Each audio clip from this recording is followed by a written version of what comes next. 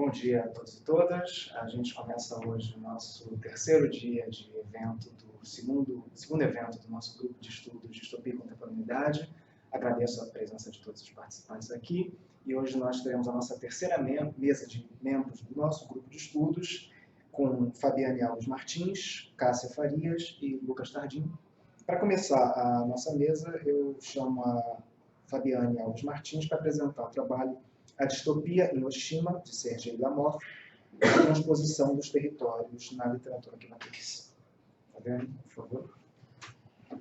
Obrigada, Pedro.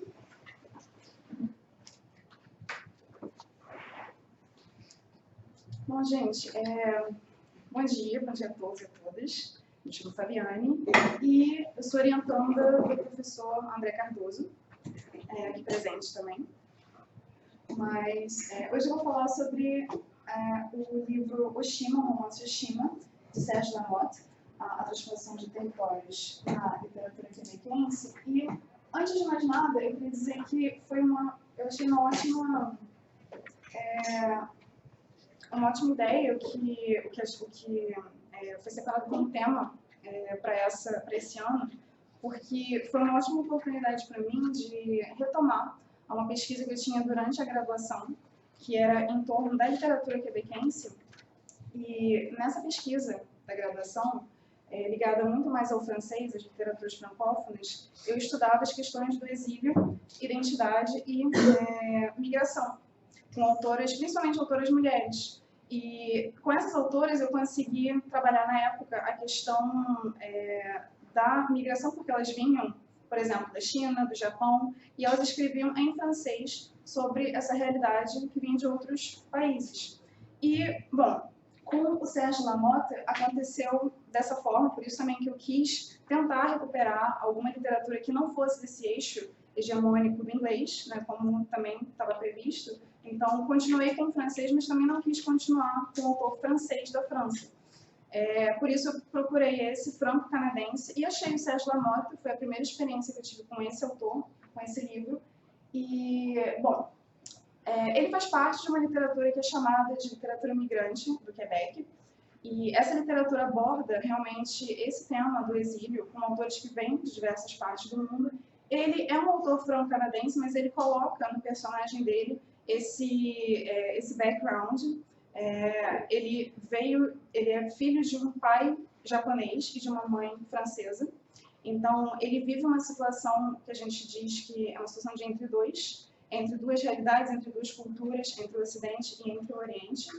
E, bom, o que foi o mais interessante é essa mistura que ele faz realmente dessa parte, desse contexto sociocultural quebequense, dessa literatura migrante, com a distopia. Porque ele inclui esse personagem dentro de um contexto, de um mundo que não é tão diferente desse que a gente vive hoje. Ele passa por algumas crises que realmente levaram a um estopim na sociedade. E justamente essa união aqui foi o mais interessante para mim nesse início. E, bom, passando aqui essa primeira parte, o contexto sociocultural da obra. Bom, a primeira coisa, então, para a gente entender um pouco sobre essa questão identitária que vai ser desenvolvida durante a obra, está nessas primeiras citações. A dinâmica identitária se redimensionou com o aparecimento da chamada literatura imigrante, que trouxe com a pluralidade de histórias e de referências culturais o heterogêneo para a paisagem ficcional. O processo de devir transcultural, a identificação do povo quebequense deixou de ser como uma monocultura francesa para uma cultura de transplantados. E o imigrante não é mais o lugar em que se encontra, mas também não é o lugar de origem. Isso tem muita relação com esse sentimento de entre dois que vai marcar esse personagem dentro da obra. E, bom, para a gente ligar isso com a obra, justamente, ele fala: ter nascido de uma mãe francesa e de um pai japonês faz de mim o que é chamado de afu. Sou apenas meio japonês. O sentimento de identidade nacional é muito forte entre nós. A vida de um afu nem sempre é invejável. Isso implica, de uma forma bastante perturbadora, que não sendo 100% japonês, não sou uma pessoa inteira. Ninguém pode ser uchi e soto, ou seja, ao mesmo tempo de dentro e de fora. daqui e dali. E a obra começa, na verdade, com essa mensagem que fala sobre o pai dele. A mensagem de Kyo-san era sucinta, mas precisa. Pai moribundo, pergunta por você. Uma verdade profundamente ancorada em mim e que eu nunca havia admitido para mim mesmo, eu também sentia falta do Japão, terrivelmente. Às vezes encontrava sua essência difusa em um cheiro, uma simples palavra ou no toque de um sino. E passando realmente a obra, entrando mais na parte que interessa a gente, que é essa parte distópica, uma Paris decadente, mesmo sendo um autor franco-canadense, esse personagem se encontra na França. E ele se encontra com a mãe. Só que o pai dele se encontra no Japão. Ele teve que deixar esse pai quando ele tinha 15 anos. E atualmente ele está com 35. Então, nessa Paris, que é uma Paris decadente, eu vou falar um pouco mais também sobre esses detalhes, do que aconteceu nessa Paris, mas a base é que houve uma crise ambiental e econômica.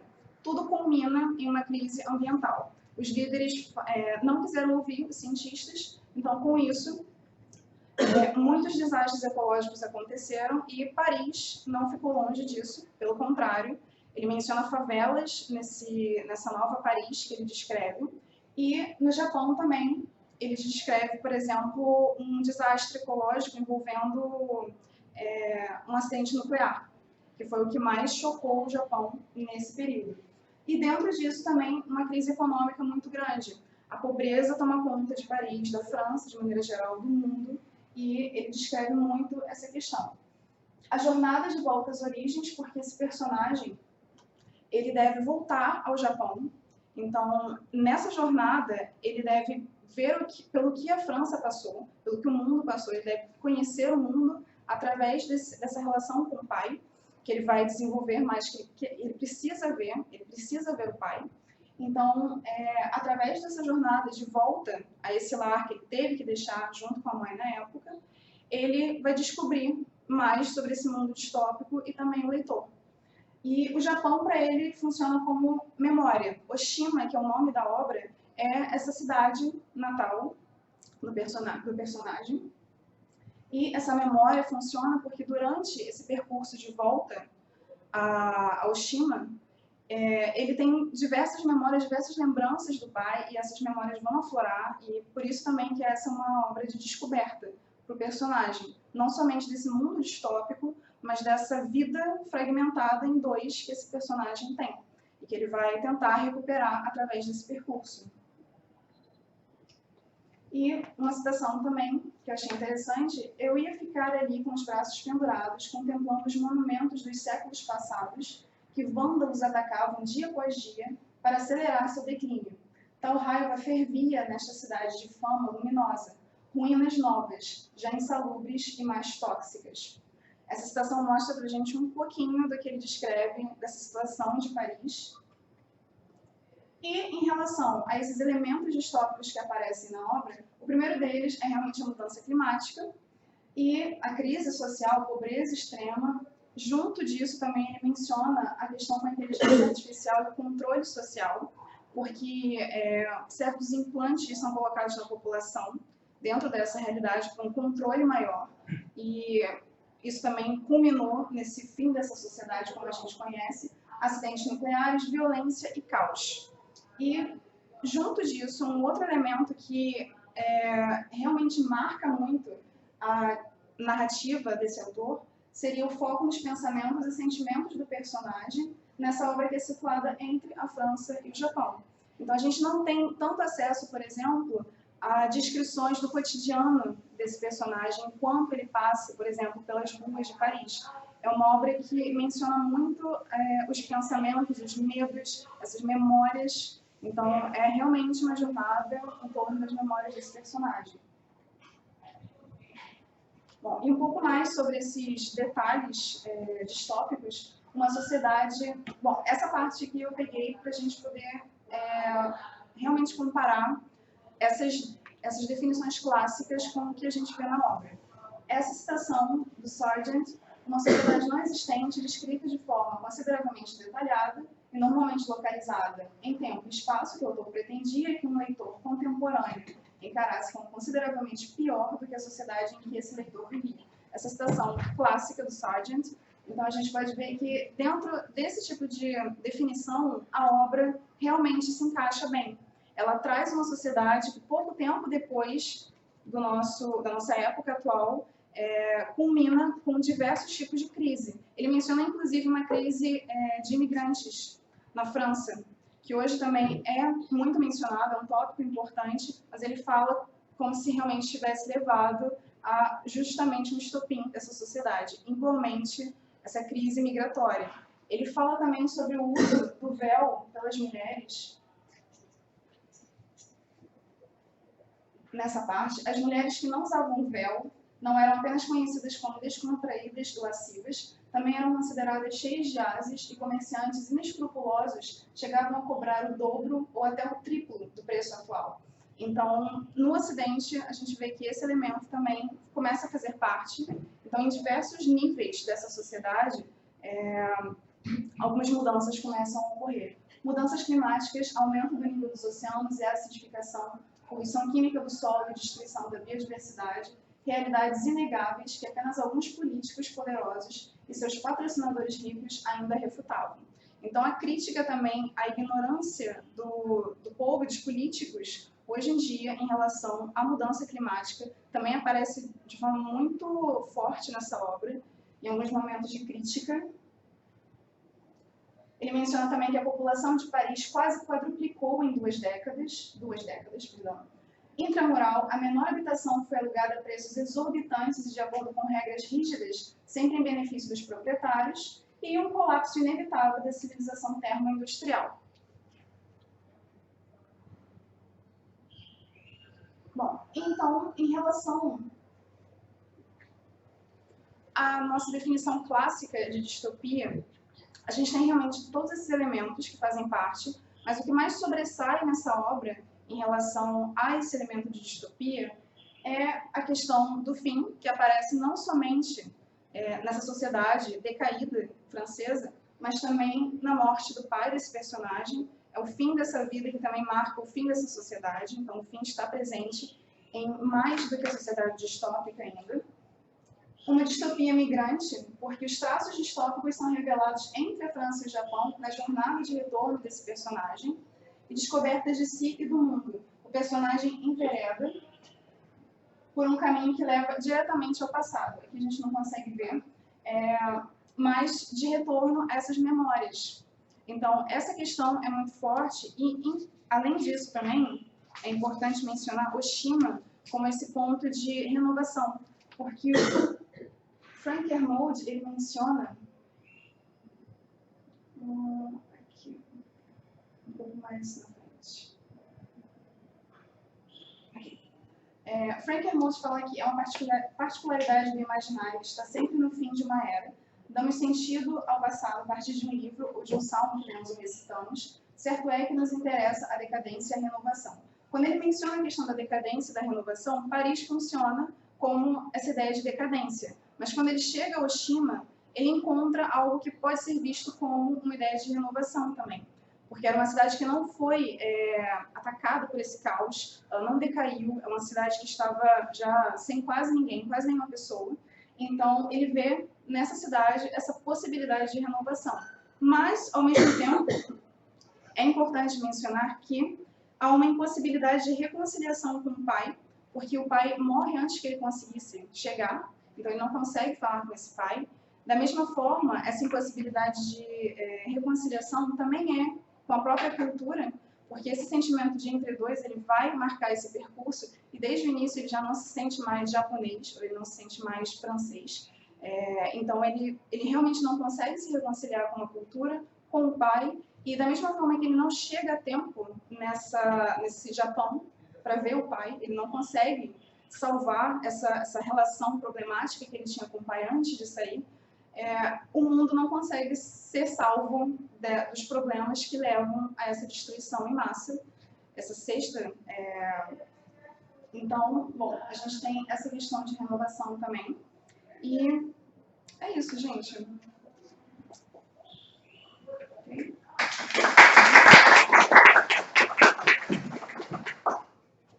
Obrigado, Fabiane. Daqui a pouco eu chamo você de novo para a mesa para a gente poder começar as perguntas, mas vamos prosseguir então com os trabalhos. Eu chamo agora a Cássia, beleza? Olha, Cássia, que vai apresentar o trabalho Nos Abrigamos Uns nos Outros, o papel do afeto em Ninguém Nasce Herói. Distopia brasileira, né? Bom dia a todos, eu sou a Cássia, eu também sou orientadora do professor André, e a minha pesquisa de doutorado é sobre distopias juvenis. No caso, o meu trabalho hoje é sobre uma obra nacional, que é o Ninguém Nasce Herói, que não faz parte da minha pesquisa, porque eu trabalho com obras de língua inglesa, mas quando eu vi a chamada em tema do evento, eu achei que seria interessante trazer para discutir essa obra aqui. O livro Ninguém Nasce Herói, da doutora Érica Novello, foi publicado em 2017 e ele é uma distopia jovem, né, voltado especificamente para esse público. E ela vai ser descrita pelo próprio autor como sendo uma história que traz um grupo de amigos tentando entender como fazer a diferença no Brasil, que virou um governo miliciano fundamentalista religioso, e um livro sobre afeto como forma de resistência.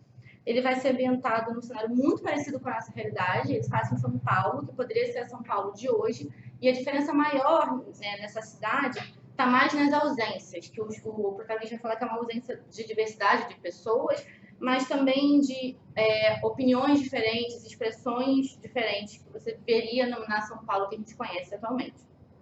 Apesar de ser dose grupo de amigos, a gente tem o protagonista, que é o Chuvisco, que tem em torno de 20 anos, e ele vai acompanhar a gente na narrativa e esse tempo todo se perguntar como é que ele pode fazer diferença e ter um impacto realmente significativo na luta contra o escolhido, que é o presidente da nação atualmente.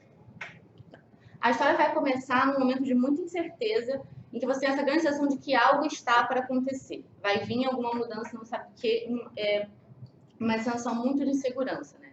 Acabou de se estabelecer o que eles chamam de pacto de convivência, que foi um comprometimento por parte do governo de não atacar manifestantes, não atacar pessoas que se colocam contra ele, mas não tem uma grande descrença se esse pacto realmente vai ser respeitado, se ele vai trazer alguma mudança significativa para essa situação.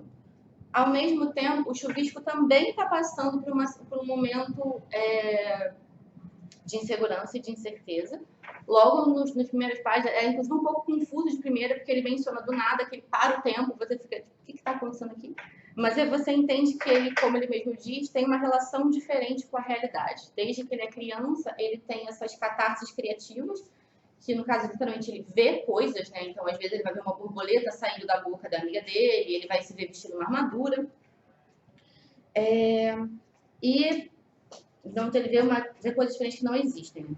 Quando a narrativa começa, eu falei, ele tem isso desde criança, então ele sabe muito bem lidar, ele tem uma série de estratégias para isso. Mas quando a narrativa começa, ele está perdendo esse controle dele da realidade. As catástrofes estão se tornando mais frequentes, elas estão se tornando mais fortes. Então, você já vê aí e ele mesmo fala no momento que, depois que teve o golpe fundamentalista, que ele sentiu uma piora, o começo de uma piora que agora está se intensificando. Então, você já estabelece aí uma relação muito direta entre o social e o pessoal, porque essa realidade que está se transformando atinge os dois níveis. E o estopim real da ação, na verdade, vai ser um dia em que ele está voltando para casa e ele salva um menino que está sendo agredido pela Guarda Branca, que é uma milícia de civis, que é a favor do governo, a princípio. E depois que tem esse ataque, duas coisas acontecem. Primeiro, ele fica fixado em achar esse menino e descobrir se ele está bem. E ele é agredido também, né? Ele acaba sofrendo violência nesse processo e ele fica tão mal que ele tem uma catarse total. Ele perde completamente a noção da realidade, ele entra numa fantasia com super-heróis e robôs gigantes, ele perde realmente o contato com as pessoas que estão ao redor dele e acaba tendo que ser hospitalizado e passa por um longo período de recuperação físico e mental. Logo no começo da narrativa, que eu já falei umas 3 vezes, vai ficar clara a importância da amizade, né? No primeiro capítulo ele já começa falando que ele faria tudo pelos amigos dele. E, de fato, a história vai ser tanto uma distopia, né, representação dessa sociedade, como uma história da relação entre eles. Ao mesmo tempo que você vai ter essa preocupação com social e da questão das minorias e do ataque à liberdade, você também tem a relação entre eles, os problemas pessoais e conflitos internos desse grupo. Essa questão das relações humanas, ela não vai ser uma exclusividade dessa obra, né? Na verdade, a questão do grupo, das relações humanas, faz parte de todas as distopias. No geral, você percebe como a situação distópica vai afetar isso também nessas obras no geral. Eu falei em afeto quando eu fiz o resumo, escolhendo o texto, mas eu podia ter falado sentimento ou sentir no geral. Porque se você olhar até exemplos clássicos de distopia, você vai ver que quando o sentimento entra naquela forma, seja o amor, a solidariedade, a empatia, ele vai causar uma mudança naquele mundo. Um exemplo comum é o Winston com a Julia, em 1964, mas até no Fahrenheit, por exemplo, né? Quando ele conhece aquela menina e ele tem um despertar de mudar essa visão, sentir alguma coisa, vai mudar a realidade dele.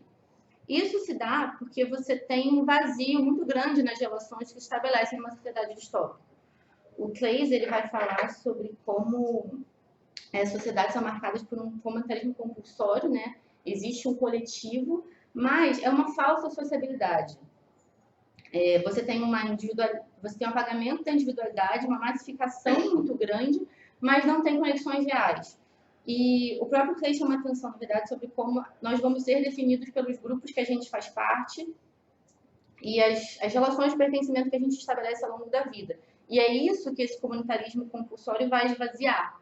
São relações que você não vai ter realmente essa conexão e esse pertencimento real. E essas relações vazias, nas distopias, elas podem ser entendidas como um projeto desses governos, dessas formas de controle, né? A Hannah Arendt, quando ela fala de movimentos totalitários, ela vai chamar de novo atenção para esse fato de que são massas de indivíduos, são organizações massivas de indivíduos isolados, né?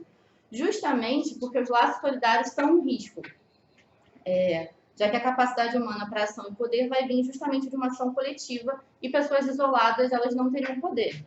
Como o objetivo, normalmente, nas distopias, é você ter uma dominação completa, você controlar completamente o sujeito, você então não pode permitir que esses laços se criem, porque eles abrem a porta de que você crie novos meios de controle e novas formas de poder.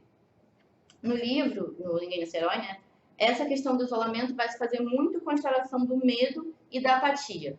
Quando o Chuvisco está descrevendo a cidade, as pessoas passando, ele vai dizer que São Paulo está desperta para a rotina louca do trabalho e narcoléptica para todo o resto. Então, você vai ter essa atmosfera em que as pessoas ignoram aquela situação crítica que está se estabelecendo, algumas por concordar com o escolhido, mas muitas porque simplesmente não conseguem ver e se enganam por uma aparente melhora econômica. E também muita questão de medo, né? Ele já fala como tem amigos que desapareceram, ele fala da violência policial, uma polícia que pode demonstrar apoio ao líder da nação, com vários ataques racistas, homofóbicos. E ele vai dizer que é preciso dar um basta nisso, mas que esse movimento de dar um basta leva ao desconhecido, né? Que é um medo por si só. E aí aqui, antes disso, eu queria fazer um comentário que essa questão do grupo ela é muito importante para a distopia no geral, mas ela vai ser particularmente importante para as distopias juvenis.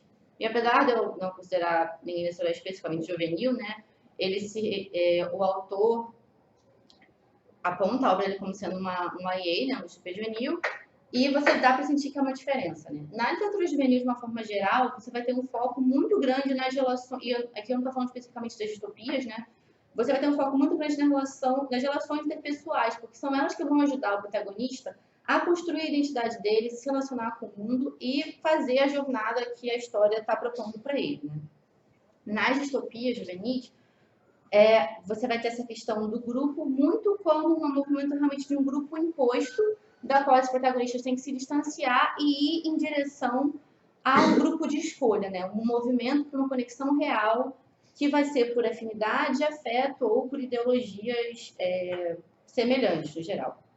Inclusive, numa análise sobre Jogos Vorazes, a Catherine Broad vai falar que a sociedade distópica se coloca contra a família nuclear e, por consequência disso, a família nuclear vai surgir meio como uma antítese dessa distopia. E apesar de nem todas as obras terem um foco tão grande na família quanto tem Jogos Vorazes, você pode ver isso com essas ligações de afeto no geral, né? Essas relações amorosas e de amizade vão surgir como antítese dessa dominação e desse controle que a distopia impõe. No Ninguém Nasce Herói, a gente vai ter muita questão da amizade, né, e das famílias de escolha, que é um tema recorrente em obras da literatura LGBT. E você vê realmente quem tem esse grupo de amigos, há uma relação de cuidado muito grande. Vai ter até o momento que os amigos de Chuvisco vai falar que eles são, sim, todos irmãos. E o sentimento que eles têm um para o outro vai guiar as decisões e as escolhas deles ao longo da narrativa, né? Tudo é pensando, tipo, na segurança dos amigos, no futuro que eles podem ter juntos, e até porque tem esse medo muito grande de que eles sabem que um dia algum deles vai morrer, que vai ser impossível que eles todos, né, sobrevivam, né? Mas o que a gente vai ter, né, além do afeto como uma mera forma de existir, como uma forma de existir, você vai ter também que o afeto ele vai ser uma força que tem o poder de mudar a realidade. E eu vou voltar aqui para a questão das catarses do Chuvisco, porque ele vai estabelecer uma relação muito direta entre elas e o medo. Ele relembra algumas vezes conversas que ele tinha com o psicanalista dele que ajudou ele a lidar com essas catarses, e ele diz que o psicanalista dele explicou que elas eram uma espécie de fuga reversa. E aqui eu cito, ele criava um mundo tenebroso para que a realidade não fosse tão assustadora assim. Então, elas eram uma forma de lidar com medo e com uma sociedade ameaçadora. Então, faz total sentido que elas estejam fora do controle nesse momento que a história começa, porque a realidade está atingindo um nível cada vez mais insuportável, né, desse horror, dessa ditadura fundamentalista. Quando ele lembra essas sessões de psicanálise, ele também vai estabelecer uma relação entre o afeto e permanência. Chuvisco é um apelido que ele mesmo escolheu, o psicanalista pergunta para ele como ele quer ser chamado. A princípio ele diz que é andarilho, mas ele descobre que é uma pessoa que anda, ele não curte muito isso. E ele fala que ele quer ser chamado de chuvisco porque ele gosta do som e porque, segundo ele, chuvisco é o que fica. Então tem essa necessidade de um controle e de se estabelecer uma permanência. E o Dr. Charles, né, que é esse psicanalista, quando ele está ensinando para ele, ele fala que ele, não importa o que aconteça nessas catarses dele, ele tem que manter os amigos sempre amigos. E eu cito de novo, laços afetivos são uma ferramenta poderosa. Saiba em quem confiar e guarde em si um lugar seguro dentro da cabeça. De fato, ao longo da história, mesmo em alguns momentos assim, que tem crises entre eles ou até uma quebra de confiança, nunca é o ponto dele perder essa crença na amizade e no carinho realmente que ele tem uns aos outros. Ele vai chegar a dizer um momento que o trabalho dele é manter os amigos dele que o trabalho dele é manter os amigos despertos e o trabalho dos amigos é manter eles são. Então você tem essa relação, de novo também, entre essa resistência, essa realidade, o afeto que vão se construindo ao longo da narrativa. E toda vez que tem algum evento traumático entre eles, ele é sempre seguido de uma cena muito carinhosa, muito afetuosa entre eles. E ele vai dizer também que, tipo, ele estabelece uma ligação direta entre essa piora da condição social com o aumento do afeto. E aí a frase que inspirou o título do trabalho, né? Ele vai dizendo que para resistir, nos abrigamos uns nos outros e tornamos esse afeto o nosso escudo. Essa relação vai ser estabelecida mais uma vez, num dado momento, e aí eu vou ler uma citação um pouco longa, em que uma das amigas faz ele fazer um juramento. E ele diz, eu juro, diante do Senhor das Moscas, e tendo Amanda como testemunha, compartilhar com os meus amigos minhas certezas e dúvidas, alegrias e tormentos. Eu juro sair da concha, não me deixar levar pelo medo e transformá-la em combustível para chutar a bunda dos fundamentalistas e dos exploradores da fé. Eu juro. Ele diz que esse juramento se estende um pouco, mas esse é o pedaço que ele escolhe, né, mostrar para os leitores. E é muito interessante porque vai criar justamente essa relação entre o sentir, entre manter uma conexão e a força que você precisa para fazer a diferença no seu mundo. E ao longo da história ele vai encontrar alguns personagens que vão representar esse sentir e todos eles, na verdade, eles têm os seus próprios conflitos, têm os seus próprios problemas, mas eles escolhem ajudar justamente porque eles se recusam a cair na apatia e porque eles têm um sentimento de empatia e um olhar pelo outro com afeto, de saber que eles podem fazer a diferença. Então, eles se recusam a cair nesse espaço, né? E aí, o que a gente vai ter, na verdade, é que esse sentimento não é uma coisa só natural, não é uma coisa que vem naturalmente do seu dia a dia. Ele vai ser colocado, tanto o afeto quanto a empatia, no caso, como escolhas conscientes que vão demandar um trabalho constante e diário para serem mantidos e para que eles possam funcionar. E eu trouxe aqui uma citação um pouquinho longa, quando o Chuvisco vai visitar uma ONG e tem o símbolo da guarda branca pichado no muro e tem um senhor pintando. Ele vê aquilo e ele fala que, tipo, mesmo pintando, o símbolo vai continuar existindo por baixo daquela tinta. E ele vai dizer, e se você não parar de pintar e retocar, se não fizer a manutenção diária, se não asfixiar com afinco, um dia a tinta vai descascar e revelar o olho e a suástica que tentamos esconder.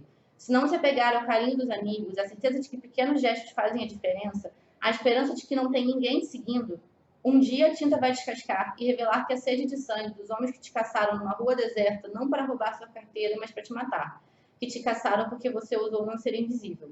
Esse não é só mais um serviço, tenho vontade de dizer. Me deixem pintar essa parede com vocês. No final da narrativa, vai ter sim esse grande despertar da população para o sentimento, né? Esse pacto de convivência realmente ele se mostra uma armadilha. Era uma estratégia do governo de fazer as pessoas irem à rua e não para o governo atingir diretamente, mas para essa guarda branca e para esses outros grupos de milícia para o governo atacarem os manifestantes. Só que as brigas que se geram disso são tão violentas, tão intensas, que acabam sim tirando a população desse torpor. A gente tem seria a primeira grande manifestação, depois tem um salto temporal, em que o Chuvisco vai explicar que depois de foram alguns anos, na verdade, que levaram de luta e de muito sangue, de muita destruição, até que o escolhido abdicasse do poder e a vida começasse a se reconstruir, né? E é interessante que esse final da narrativa vai mais uma vez, estabelecer essa questão do afeto, porque ele tá tendo essas memórias, é curioso, porque ele está internado mais uma vez, com as cartazes fora de controle mais uma vez, mas agora só porque ele teve um problema de saúde mesmo, então ele está precisando se tratar. Mas ele está fazendo esse esforço de lembrar o que aconteceu, porque uma das amigas dele quer fazer um documentário sobre esse processo de revolução, na verdade, sobre o grupo de resistência ao que o Chuvisco acaba se juntando, mas ela quer contar esse processo revolucionário através da história do grupo de amigos dele, relembrando tudo que eles viveram. E por isso ela vai ter ele. Ele não parece muito gostar dessa ideia, mas estabelece mais uma vez como a obra coloca que a mudança só pode vir de um coletivo guiado por um sentimento que vai impelir a ação. E é isso. Obrigada.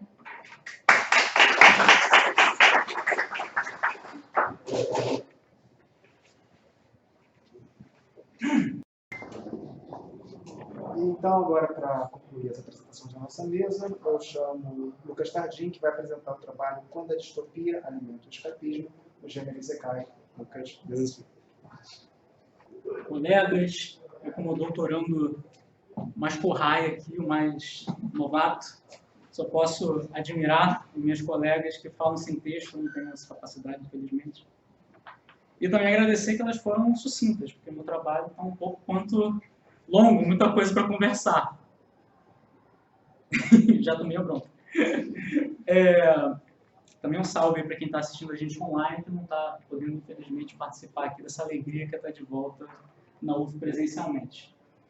Bom, quando eu escolhi abordar o tema de hoje, não apenas trazer uma visão de como a distopia e seus efeitos aparecem no paradigma nipônico, mas como o próprio termo da distopia literária foi e tem sido reclamado pelo linguajar comum quando diz que a distopia não está mais no futuro, mas ela está no próprio presente. Que nós já vivemos uma distopia. Eu fiz devido a um histórico de ressurgência desse tema, algo que pipoca nossas discussões no próprio grupo de estudo, mas que também aparece quando o novo interessado nos estudos históricos surge, sendo esse um dos seus primeiros questionamentos.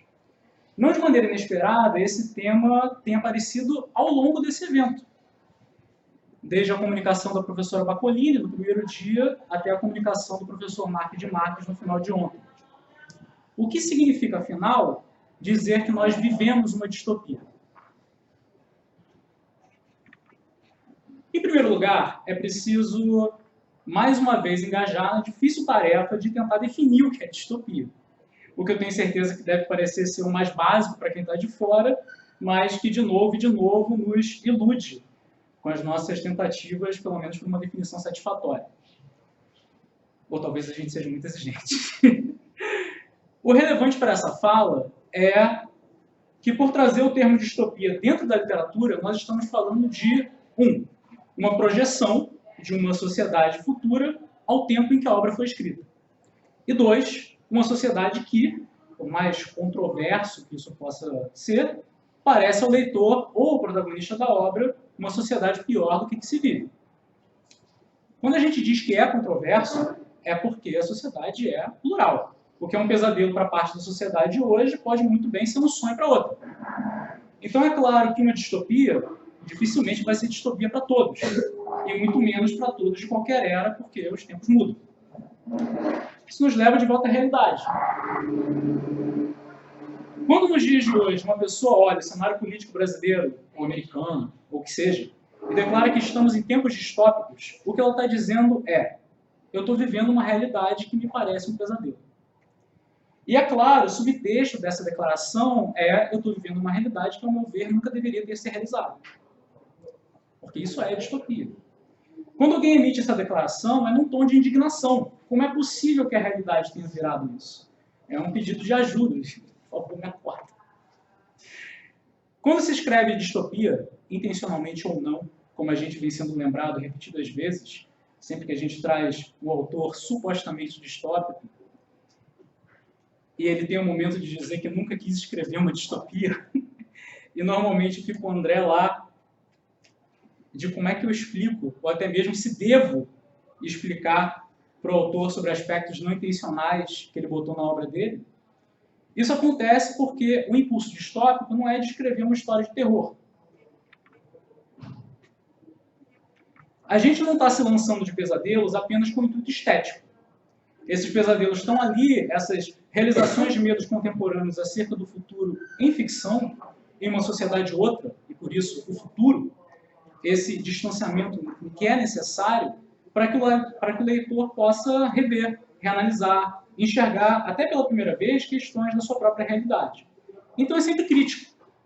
E isso se alinha, que é o primeiro ponto dessa fala, com o fenômeno da palavra distopia ter caído no linguajar comum. Dizer que a realidade é uma distopia é uma declaração política. É dizer que esse Brasil nunca deveria ter sido, para quem está dizendo. Isso é importante, porque o Brasil que está distópico para muitos, arrisco dizer que é um sonho ainda para alguns. Tanto é que querem mantê-lo. Outro ponto relevante, que vai servir de ponte, ou de portal, nós chegamos em Nihon, na Terra do Sol Nascente, é que dizer que estamos numa distopia é também declarar tacitamente que existe pouca ou até nenhuma esperança de recuperação. Dá uma olhada no final das distopias literárias e vê se elas acabam bem. Em geral, eu diria que a esperança para uma distopia literária costuma estar na metanarrativa, no sentido de que o leitor, ao ler sobre aquele pesadelo, vai fazer o possível para que nunca cheguemos lá. Mas se existe uma constatação de que nós já estamos num futuro que não era para nunca chegar, o que nos resta é o passado. É o que o Bauman aponta em Retrotopia. Quando o futuro deixa de ser o espaço de imaginação, porque não mais se acredita na possibilidade de mudança, a gente vira a ordem temporal e começa a sonhar no passado. As duas capacidades que diferenciam o humano de um animal, que são a imaginação e a memória. Imaginação a gente chama de futuro. E memória nós chamamos de passado. Quando você chega no momento que não dá mais para imaginar o futuro, você começa a imaginar o passado. Criar uma ilusão, uma fantasia, que no Ocidente a gente tem visto de muitas maneiras. Uma ideia de retorno a algo que nunca existiu. Porque o futuro, de maneira bizarra, se tornou um lugar de suposta memória, algo que não daria para alterar. Se a gente consegue alterar o futuro, eu arriscaria até dizer que o presente não pode ser distópico, porque ele vai ser apenas mais um ciclo que nós temos que vencer, para não chegar no distopia. Mas essa desesperança atinge também o Oriente. O Japão, mesmo para quem não está familiarizado, guarda essa reputação de ser um país extremamente organizado, limpo, de pessoas que sabem trabalhar, de espírito de coletividade. E, em verdade, existe mesmo uma diferenciação filosófica que rege as bases entre Oriente e Ocidente. A nossa escola de pensamento do Oriente é grega e vem, ao longo das suas evoluções, fazendo um elogio da individualidade. Mas quando a gente pega Sun Tzu, Confúcio, Lao Tse, existe um elogio de coletividade. E isso traz ao imaginário japonês uma visão da realidade que é distinta da nossa. Enquanto no Ocidente é esperado que o indivíduo se destaque e traga mudança, ou em caso do pesadelo, que ele seja o único culpado pela sua própria infelicidade, no Oriente é esperado que o indivíduo se apague e siga uma ordem natural do universo, uma atmosfera, uma noção de serviço coletivo. Em exemplos práticos, o Japão ainda tem marcado nas últimas décadas índices de suicídio, de morte por trabalho exaustivo, e mesmo quando supostamente não se chega a uma tragédia, você tem expectativas de trabalho que não é esperado que você cobre por hora extra, ou que você tenha folgas, ou que você tire férias, ou que você recuse ter que sair para encher a cara com a empresa. Um estupor obrigatório do ponto de vista social, que podemos inferir que surgiu como forma velada de se lidar com condições de trabalho que nos parecem absurdas. É claro que ele também tem as suas próprias distopias, no sentido mais clássico da palavra. Algumas de renome internacional. Neon Genesis Evangelion, o Evangelho de Novo Começo, é o mais famoso disparado, que mostra uma realidade 15 anos depois de uma catástrofe global conhecida como Segundo Impacto, em que os residentes de Tóquio 3, governados por uma força paramilitar, lutam através de robôs gigantes contra ameaças de criaturas conhecidas como anjos. Essa definição, para quem conhece, mesmo que isso é apenas um pouco da história japonesa, é rica em metáforas. Um Japão que foi fechado e luta contra supostos anjos, sobrevivente de uma catástrofe que atingiu a sua terra. Mais importante, o que classifica essa história como distópica é o centro da trama, que trabalha, através de todos os personagens, a questão de abertura ou fechamento de uma nação e do indivíduo. Psycho Pass, o passe psicológico, mostra uma cidade japonesa no futuro governada pelo sistema Sibyl, o oráculo, que é uma inteligência artificial capaz de identificar leituras biométricas dos seus cidadãos e ordenar sua captura antes que seu coeficiente se torne criminoso, assim eliminando supostamente todo e qualquer crime. A6 mostra a República de São Agnólia, uma nação de superioridade étnica de pessoas de cabelo cinza, que reduziu os japoneses a números, com esse nome de 86. Fadados a lutarem em suas guerras e sequer serem reconhecidos como humanos. Eles são tratados como se fossem máquinas, literalmente, e seus cidadãos sequer têm conhecimento que os robôs destruídos na guerra estavam sendo operados por humanos japoneses. Eu poderia continuar essa lista. Tem Shingeki no Kyojin, o ataque dos titãs, de humanos que vivem numa cidade murada contra a ameaça de colossos que querem devorá-los. Ou Eden, ou Ghost in the Shell, ou Code Geass, ou tantas obras que, mesmo quando não são exatamente distópicas, carregam um grande contexto distópico, que é mais do que claro em sua conexão com medos contemporâneos acerca do futuro. Mas hoje me interessa abordar não as distopias bem estruturadas do Japão, como eu já tive o prazer de fazer com o Psycho Pass na edição desse mesmo evento no ano passado, mas trazer um possível efeito do reconhecimento de uma distopia presente para o imaginário japonês. Como elencamos, existe uma mudança de paradigma quando não se acredita mais que o futuro pode ser mudado. Você começa a sonhar com o passado. Com um passado que nunca existiu. Com uma fantasia. E eu tenho certeza, pela lista de obras que eu apresentei aqui, e mesmo que eu não tivesse, apenas pelo que sai do Japão de histórias animadas a cada 3 meses, os animes, que esse é um país com profunda relação com a fantasia. E dentro dessa fantasia existe um gênero que veio a ser conhecido como Isekai. Sekai é a palavra japonesa para mundo. E a adição desse prefixo i a torna o não este mundo, ou seja, outro mundo. Essa categoria engloba histórias em que o protagonista vai parar através de um portal, uma invocação, uma reencarnação, em um mundo que não é o seu. Vários que eu tenho certeza que todos aqui já ouviram falar são isekais. Talvez o mais conhecido para a minha geração foi Digimon, que 9 crianças são sugadas para o mundo eletrônico. A cada 3 meses, e há alguns anos, temos uma chuva de novos isekais. Apenas como demonstração, na temporada atual nós temos 5. Invocador Negro, Arém no Labirinto de Outro Mundo, ganhei um personagem de segunda mão e me tornei o sábio mais forte de todos, Tio de Outro Mundo, Overlord. A maioria desses títulos segue uma fantasia de poder adolescente, em que um protagonista que não está satisfeito com a sua vida tem uma segunda chance e normalmente numa jornada de pleno escapismo que é superpoderoso, recebe a aprovação de seus pares e uma legião de mulheres que se apaixonam por ele. Mais uma vez, é uma fantasia de poder adolescente. No entanto, o Isekai não pode ser reduzido a isso, e nem dizer que a função de uma fantasia é meramente escapista. Mesmo o caso que eu citei inicialmente, Digimon, ali não é uma fantasia de poder, e sim uma história coming of age de 9 adolescentes que aprendem, através de uma jornada, como se tornar pessoas melhores. E essa jornada tem fim. Essa, para mim, é a parte mais importante. Por quê?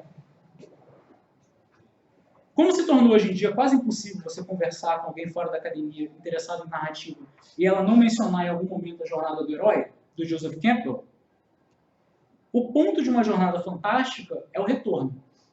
Ou seja, quando Campbell escreveu O Herói de Mil Faces, sua proposta de monomito, um grande esqueleto para todas as histórias de heróis que a humanidade escreveu, existe uma base, mesmo anterior a seus passos para o mito do herói. Essa base é um indivíduo que vive no mundo comum, no seu dia a dia, no seu cotidiano, engaja numa jornada. A jornada significa simplesmente que ele sai ou é tirado do que lhe é confortável. E por ser confrontado com algo que não é do seu dia a dia, da sua bolha, ele tem a capacidade de aprender algo novo. De se reestruturar, então retornar ao mundo comum, onde vai aplicar esse novo conhecimento e concluir essa jornada de aprendizagem. Essa dinâmica não serve apenas para histórias de heróis que a gente conta, ou qualquer história que a gente conta, ela é o resumo do aprendizado humano. Todos que estamos aqui, estamos numa jornada, nesse momento, nesse evento, sendo confrontados com coisas que não teríamos pensado ou sintetizado da maneira que está sendo falado aqui. E quando sairmos, se estivermos aqui de verdade, vamos pegar fragmentos do outro e sintetizar em novos eus, em novos conhecimentos. Isso é a jornada. Em toda conversa com outra pessoa, em toda troca de ideias. Então, a fantasia por si só é apenas uma separação entre a realidade e um outro mundo, para que a gente seja tirado do que nos é familiar e aí a gente possa enxergar algo novo e eventualmente retornar. Eu nem tinha esperado falar tanto de Digimon, mas é o que acontece no final dessa história.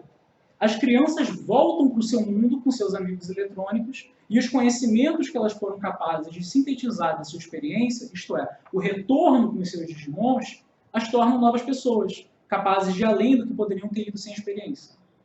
Aí até é interessante porque, a princípio, elas retornam sem os Digimons.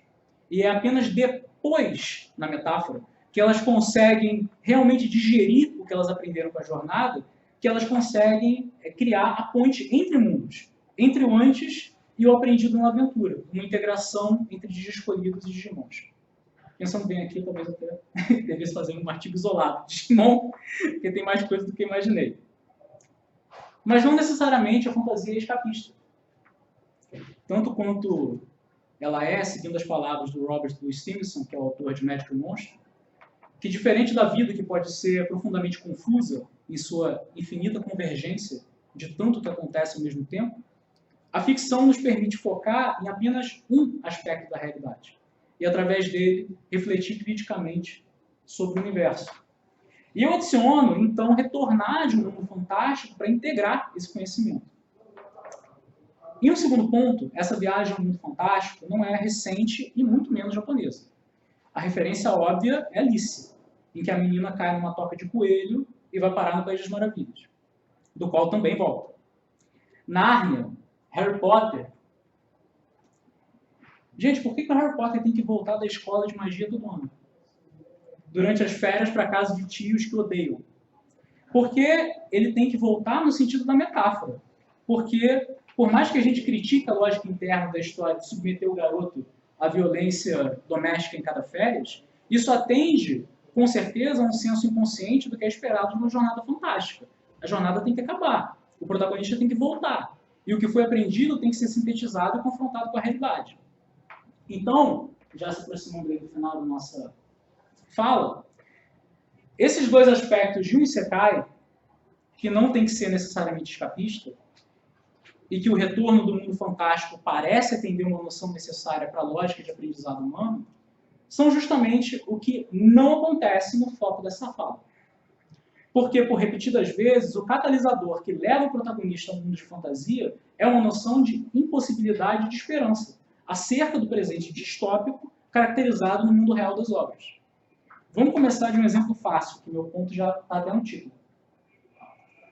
A rapsódia de uma marcha mortal para um mundo paralelo. O cara do André já denuncia a bizarrice do...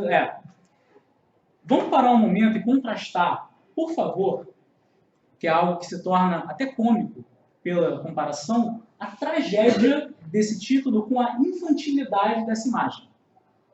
A gente tem ali um rapaz que parece ter seus 12, 14 anos a seguir, acompanhado de 8 meninas, também jovens, que, salvo pela bizarrice implícita disso ser um ar em pré-adolescente, se fosse só pela imagem fora de contexto, a gente poderia até imaginar que se trata de um desenho infantil. No entanto, nós temos o título que denuncia uma rapsódia, ou seja, uma aglutinação de, nesse caso, clichês da própria fantasia japonesa, que é a viagem a esse mundo fantástico idílico, por vezes com magia, e recentemente com um sistema de levels ao tom de um RPG de videogame, e certamente meninas gato, meninas cachorro. A ideia de um harém com apenas um homem, que ainda se torna mais inapropriado pela idade assumida dessas personagens. E é uma rapsódia de uma marcha mortal. É uma marcha mortal, uma referência a Death March, que é usada em japonês, que é, como é chamada, a hora extra não remunerada recorrente, que se estende por semanas na finalização de projetos de grandes empresas, na qual o protagonista, antes de reencarnar, morre e só então acorda nessa fantasia de poder. Então, por favor, vamos parar um momento para avaliar a loucura do que eu acabei de dizer.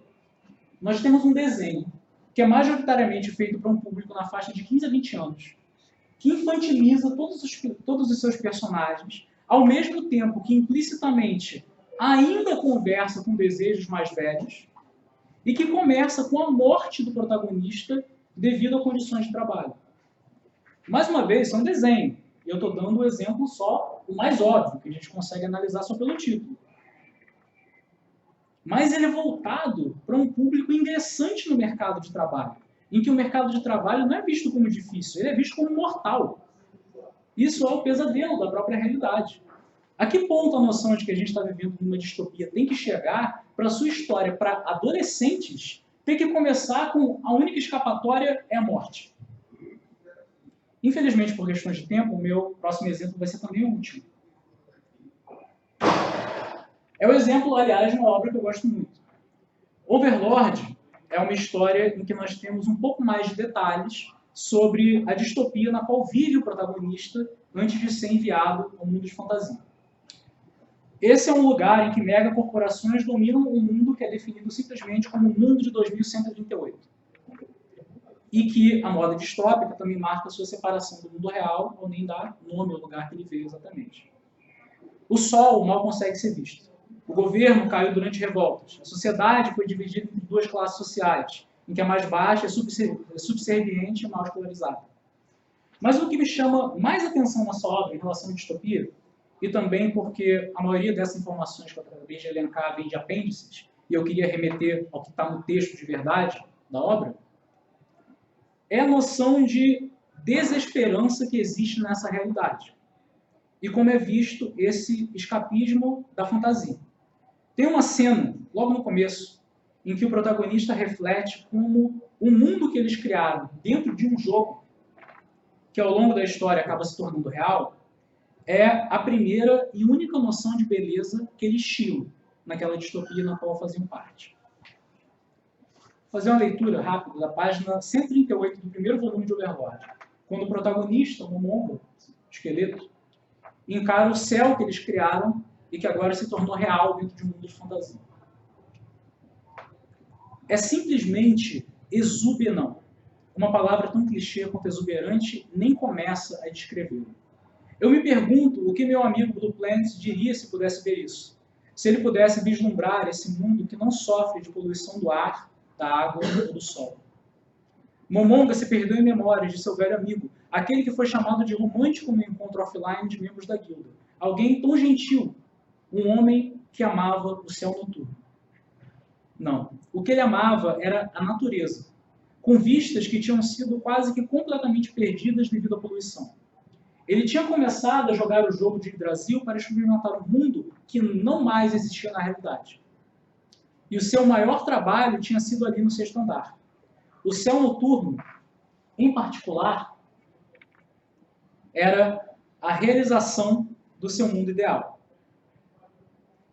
Nós falamos de Bauman e sobre o Ocidente ter se movido na direção do passado fantástico, quando a distopia se torna o presente.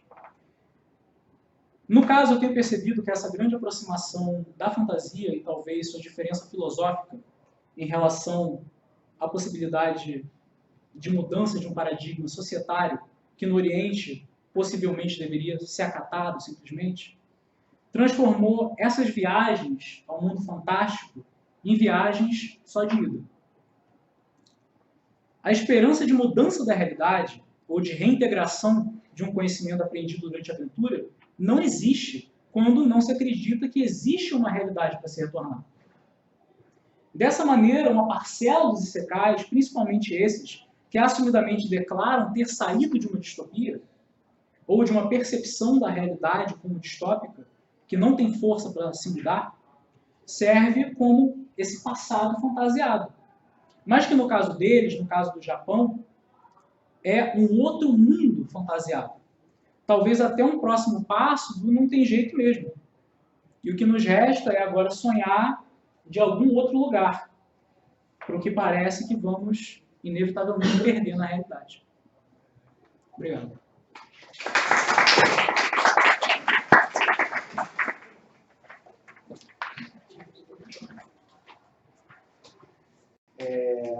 Primeiro dizer que de forma geral eu adorei os trabalhos, acho que gosto dessas vezes assim que volta muito, né? A gente passou do Canadá, do Brasil para o Japão.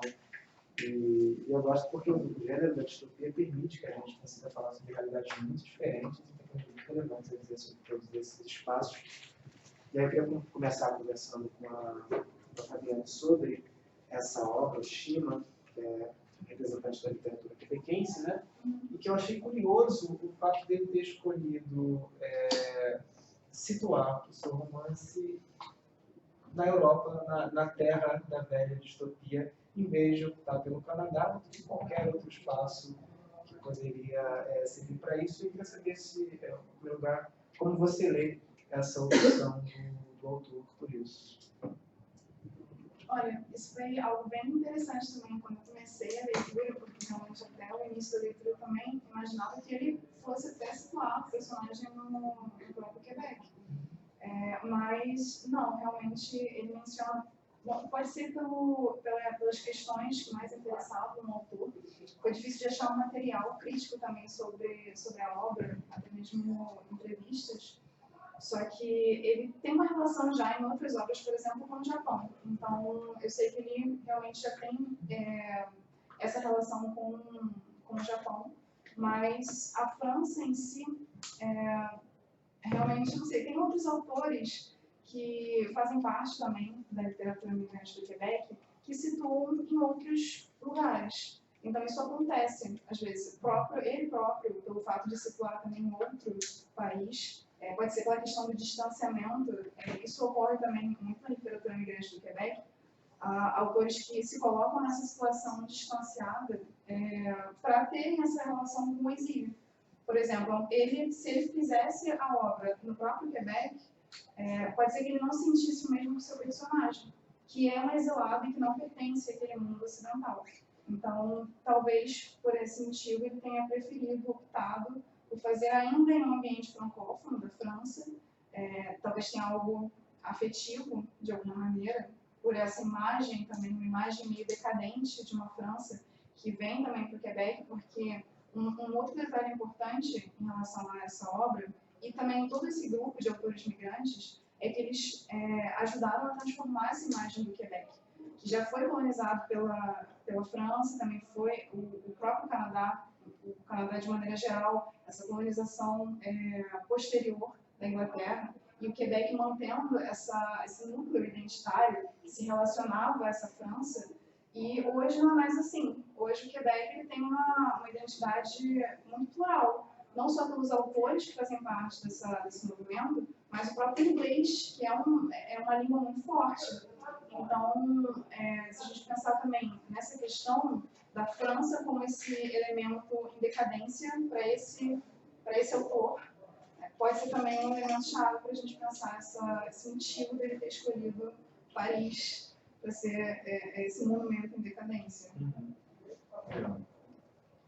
Outro fato que eu achei interessante, né, agora é pensar essa coisa do Japão.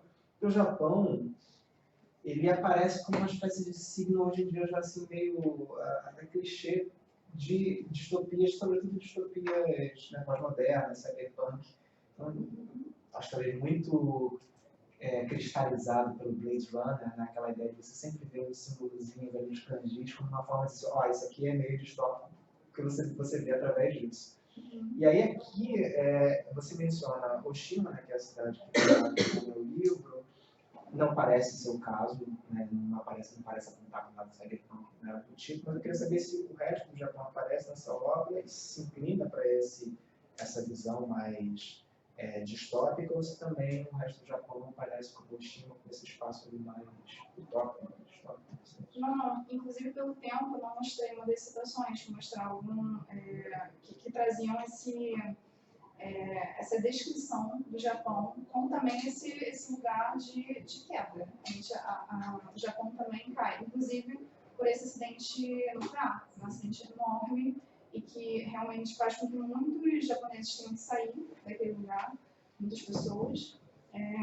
O que acaba acontecendo é que o Japão ele tem também ele passa por esse processo de distopia, mas somente Oshima mantém essa ideia de uma possível esperança de reconstrução de alguma coisa que saia desse mundo em decadência.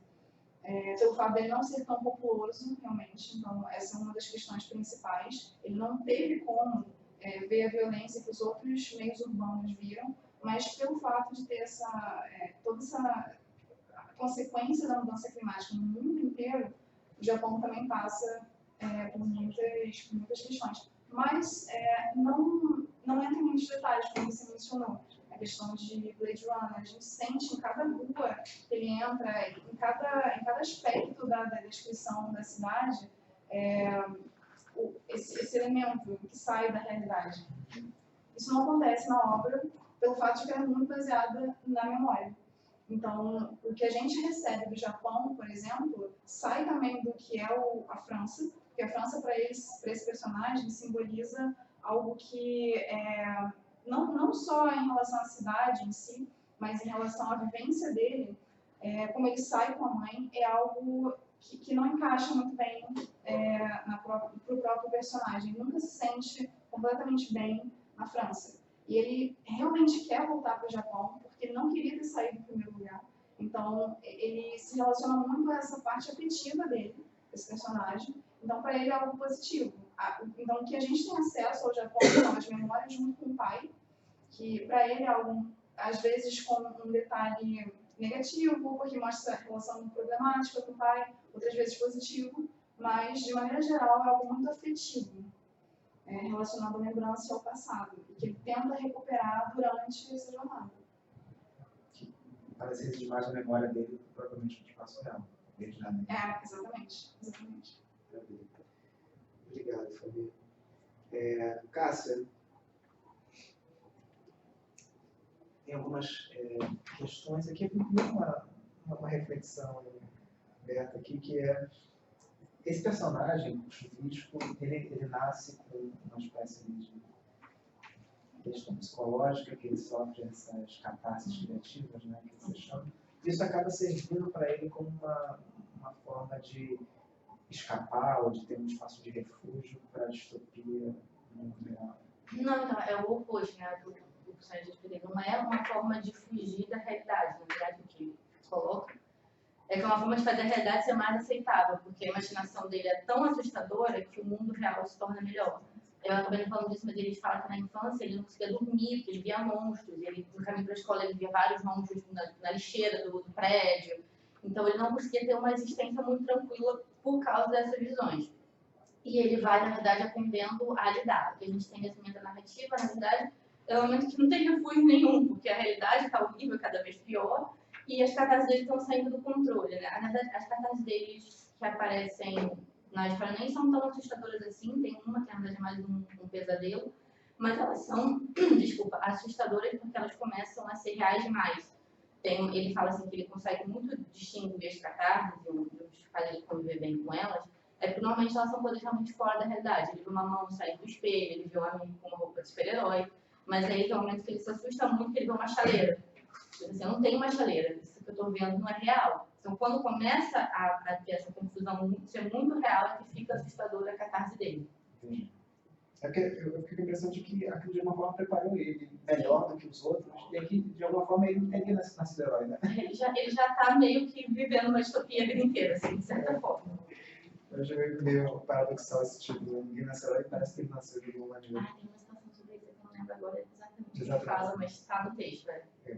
Agora, você estava falando ao longo da sua apresentação sobre essa questão da coletividade versus individualismo. As distopias clássicas normalmente têm esse ataque direto à ideia de uma coletividade compulsória e que ela não escolheria em si nenhuma relação de afeto, né, mas uma obrigação estatal em relação a esse coletivo, e como que em oposição, principalmente nessas distopias juvenis, você vê o surgimento das relações interpessoais como uma maneira de resistência a esse mundo distópico. E aí você acha que hoje, como eu acho que a fala do Tati mostrou muito bem, em que a gente está vendo a distopia que está se formando a partir do real, e que não tem mais nada daquela distopia da coletividade compulsória do começo do século XX, mas é muito mais essa distopia do capitalismo tardio, em que o individualismo se tornou o verdadeiro ponto ali de dissonância e de fruto de angústias, etc. Você acha que a gente pode encontrar um retorno a esse coletivismo como uma maneira de fugir da distopia, de uma inversão dessa versão clássica, ou não? Eu acho que talvez não completamente, porque eu não estou falando especificamente do Ninguém Nasceu Herói, estou falando de distopia juvenil no geral. Você não tem o apagamento dessa ideia de um individualismo, né? O individualismo continua claro, você tem muito essa questão de desejos individuais dos protagonistas, dos personagens. Mas para que esses desejos individuais possam se tornar reais, você primeiro tem que passar por uma mudança coletiva, né? Você tem que ter uma mudança naquele cenário, e essa mudança não vai vir através de uma figura de um herói unitário, ela vem de uma ação coletiva. Então, acho que não tem não chega um ataque ou uma desvalorização do individualismo, mas o coletivismo é o caminho, assim, é o caminho, inclusive, para esse despertar, né? Porque normalmente o personagem vai ter essa consciência de que a realidade dele distópica, que ele precisa fazer alguma coisa, a partir do momento em que ele ou um outro é atacado. Normalmente é muito essa questão do outro. O outro está sob perigo, o outro está sobre ameaça, que vai fazer com que o protagonista ou outros personagens sintam a necessidade de se colocar contra esse governo e de buscar uma saída, né? Não vou assim, buscar uma saída. Então, acaba tendo um pouco assim dessa... de não ser uma coisa muito do eu, do indivíduo, que quer se manter naquele meio, né? Sair daquela massificação. Você precisa, sim, de uma interação maior. Então, acho que é um meio de caminho ainda. Maravilha. E para terminar, eu queria que você me ajudasse a pensar o seguinte. Eu acho que a distopia tem uma relação com a forma muito forte, a distopia tradicional, né, que a gente tem ali, muitas vezes, um experimentalismo grande de linguagem, uma maneira de mostrar, né, um estranhamento com aquela realidade que se forma, no 1934, na Laranja Mecânica, ou então a gente tem o uso do gótico como uma ferramenta de tentar expressar de uma maneira formal os horrores daquela realidade.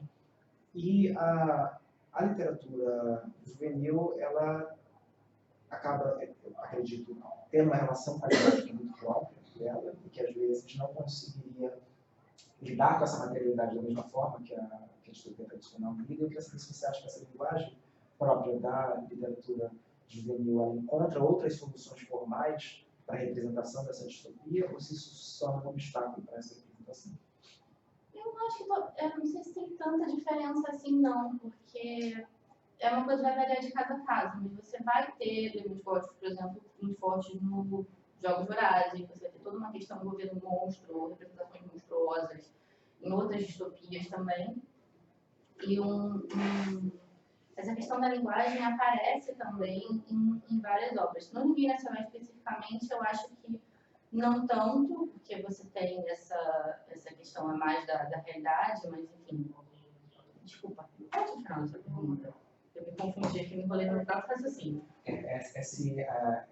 A Infanto Juvenil ter encontrado soluções formais próprias para lidar com essa representação da realidade distópica, ou se essa linguagem acabaria sendo como obstáculo para você poder... Porque você falou no Ninguém Nasce Herói que, apesar dele ter essas coisas horríveis, meio que na concretização não eram tão horríveis assim. Sabe? Ele não podia, de fato, mostrar essas coisas horríveis justamente porque talvez fugiria ali da... Não, tem uma cena que é bem horrível, que ele imagina a amiga dele morta pendurada com sangue jorrando e eles vão virar vampiro, enfim. Tem momentos, mas no geral são umas coisas mais super-herói, os hooligans vendo a vida, enfim. Mas eu não acho que seja invencible, não, porque acho que tem um trabalho com a linguagem, tem um trabalho metafórico nessas obras, normalmente é uma coisa mais direta mesmo. Acho que a diferença maior em termos de linguagem e argumentação das distopias juvenis é que a literatura juvenil, no geral, é muito direta. Já sentido que ela não está tentando esconder a mensagem que ela está tentando passar. Ela esfrega a mensagem na sua cara, às vezes repetidas vezes. O Ninguém Nasce Herói, apesar de, como eu falei, não ser exatamente juvenil, ele é muito claro na mensagem dele. Assim, na segunda, terceira página, você já está tipo assim, ó, a apatia não serve, vamos agir, vamos reagir, o afeto é a saída. Mas eu não acho que isso parece que não é como se não tivesse um trabalho de linguagem, não tivesse essa abordagem. Elas estão lá, elas só são um pouquinho mais diretas. E eu acho que isso não acaba sendo um empecilho, porque é mais uma característica desse sistema literário, sabe? Não é um empecilho, é como ele é. É recorrente, assim, como eu falei. Às vezes você nem percebe quando você lê de novo e fala assim, nossa, estava bem na cara isso aqui, foi direto. Então acho que não atrapalha, não, porque é uma estratégia deles. Eu acho que é isso, na verdade. Maravilha, obrigado. Podia querer ver você falando do 3%. Eu não vi. Isso é muito depois, gente. Ai, é vergonha. Bom, agora vamos passar para o Tardinho. Eu falei sobre Isekai ano passado numa palestra lá na Escola Parque, justamente essa questão, né, do escapismo e da coisa. Então, eu gostei muito de assistir a sua apresentação. Nossa, alguém mais pode usar isso que nem eu. Você sabe, a primeira vez que... Momento rasgação de você. A primeira vez que eu vi uma apresentação acadêmica falando do Oriente foi você falando de Akira. Achei fantástico. Foi no seminário que eu conheci o André, que eu me tornei depois orientando. Fantástico. Legal. Então, volta aí meu elogio. Vou encontrar companheiros de pensamento nesse sentido, porque eu acho que realmente a narrativa japonesa também é um material riquíssimo, que a gente não consegue explorar muito por aqui, né, pelas todas as barreiras que envolvem, mas acho legal essa sua presença. Então, você não mencionou aqui algumas coisas começamos na Gênesis Evangelho. Então, mas eu não mencionei justamente porque você tinha mencionado.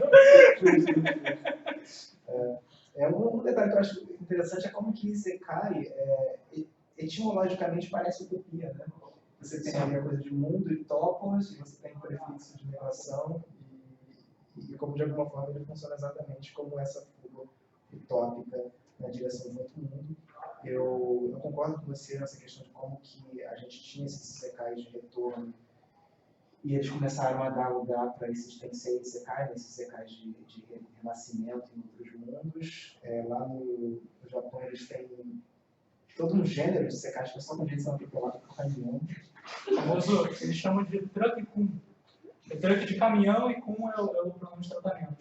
No último concurso que teve sobre secais, eles baniram isso, porque tinha tanta história sobre a prefeitura que não tinha mais graça. Eu ia perguntar isso, porque tem várias histórias que começam com o protagonista morrendo e voltando, né? Tem que ser direto no Gantz. E E agora a gente também tem uma coisa que depois, eu acho, da popularização do Isekai foi também ganhando força, apesar de já ter algumas versões anteriores, que é o Isekai Reverso. Eu queria que você refletisse um pouco, não sei se vou te pegar de surpresa, mas sobre que mensagem, se a gente pensa a realidade como uma distopia, o Isekai Reverso seria então o contrário, né? Em vez de você ter uma pessoa do mundo real que morre e vai para o mundo de fantasia, você tem uma pessoa do mundo de fantasia que acaba escorregando para o mundo real, e aí a sociedade toda acaba sendo vista pelo olhar dele, etc. Se você teria como pensar comigo aí que tipo de mensagem viria com a popularização desse Isekai Reverso, como também qualquer último. Uma das maiores barreiras, sempre que a gente fala de Isekai, anime de maneira geral, é que, apesar de terem obras que são feitas propositalmente para o público adulto, a maioria delas é feita para a juventude. E é feita para a juventude de maneira mercadológica. Então é muito difícil, mesmo quando... E isso eu estou falando nem da animação, estou falando do material original, da própria light novel, que eles chamam, que é um livro escrito de maneira mais simples, mais fluxo de pensamento, etc. Eles procuram obras que sejam as mais simples possíveis e com mais apelo possível. Então é muito difícil, mesmo que você seja um autor que queira escrever algo com uma reflexão, é difícil isso cruzar a barreira. Então é complexo. Você perguntou de Isekai Reverso. Sim, a gente tem muitos casos. De Isekai a gente tem tudo. Impossível você me pegar de surpresa. A gente tem o Isekai, que é no Isekai no outro mundo com o meu smartphone. Até apareceu ali em que o rapaz vai para outro mundo e aí a deusa oferece para ele, olha, você pode pedir uma coisa para ele com você. Ele fala, meu celular, contanto que ele tem acesso à internet. E aí ele vai para outro mundo, mas ele pode acessar a internet do nosso ainda. E lá ele se torna uma figura deificada. Ele tem todo conhecimento divino. Sobre o Isekai Reverso. A gente tem nessa temporada, está passando agora a segunda temporada de um anime chamado Isekai Hataraku Isekai Mao. A gente apelidou de o Isekai do McDonald's. Por quê? Ele é supostamente um demônio rei, isso é uma figura também clichê dentro dessas histórias infanto-juvenis. Ele é um demônio rei que normalmente vai a pessoa para outro mundo para ser um herói que vai derrotar o demônio rei. E aí, nessa história, ele é um demônio rei que veio para o nosso mundo e aí ele resolve dominar o mundo, mas começando de baixo. Ele quer dominar economicamente, então ele começa trabalhando no McDonald's e planeja subir toda a escala até conseguir. Então, assim, trazer grandes reflexões, eu sou sempre um defensor de que a gente não apenas consegue, como a gente tem que se esforçar nesse sentido, porque isso é o que a juventude assiste. Então, se é isso que a juventude assiste, é ali que tem que começar uma reflexão, mesmo que seja muito inicial, de eles olharem para a história e pensarem o que a história significa e, no futuro, irem consumindo, além dessas histórias, outras histórias com um pouco mais de complexidade. Mas eu vejo que é muito complicado nesse caso, porque a ideia do Isekai Reverso é fantástica. A gente traria uma espécie de Tolstói quando ele escreve Costomé.